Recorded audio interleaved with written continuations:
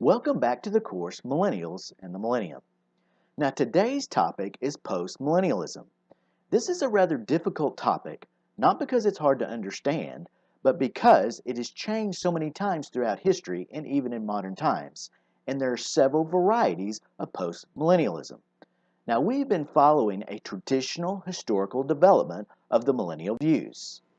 Now, starting out with the early church fathers, we have historic premillennialism, and we've already mentioned this. We have Papias, Justin Martyr, Irenaeus, and Tertullian.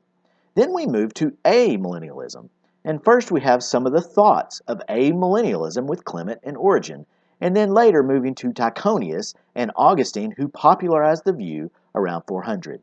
Now, today we're talking about postmillennialism. So the question for postmillennialism is this: when did it originate? Was it in ancient times, like the first two views, or was it later on, much later, around the 17th or 18th century?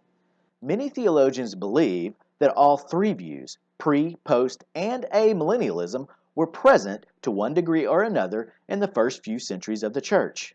Now, while it is universally accepted that premillennialism or Chiliasm was evident to a great degree in the early church, it is also noted there is evidence that many views were held regarding the millennium.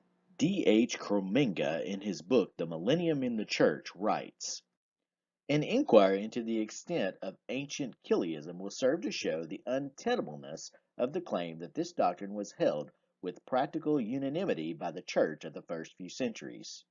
However, he goes on to say, the paucity of chiliastic material in the apostolic fathers does not mean that chiliasm was not rather extensively present in the ancient church. There is testimony on record, either direct or indirect, which shows both its presence and its limitation." So why is this important? It is important because it demonstrates that even though it traditionally was accepted that premillennialism was the view of the early church fathers, giving it strong historical credence, this is not universally accepted. And I bring this up because of the current case of postmillennialism. Postmillennialism is traditionally thought to have originated with Daniel Whitby in the early 1700s, and he is often credited with creating the system. And while Whitby and Jonathan Edwards developed postmillennialism in the 18th century, there were 17th century Puritans such as John Owen who embraced a similar system. So what does that mean? When did this view actually start? Was it the 17th century or the 18th century? And here's what I'll say. Maybe it's neither one.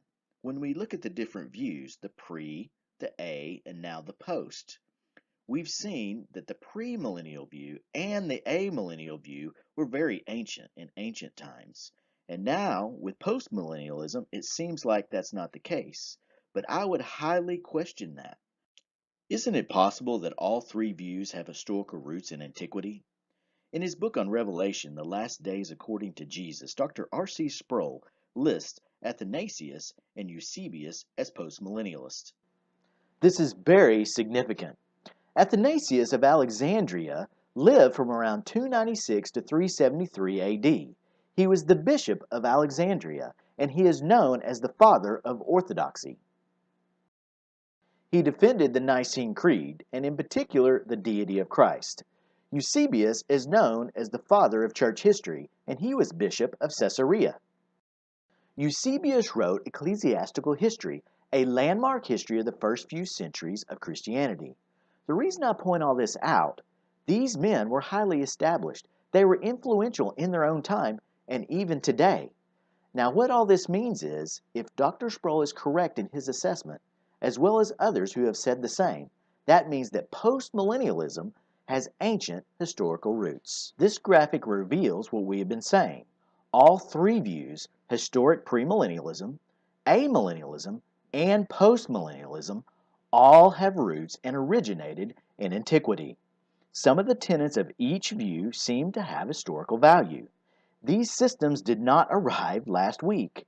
This will become even more relevant when we study dispensationalism. This has been an introduction to postmillennialism. In our next video, we'll get into what this belief system is really about.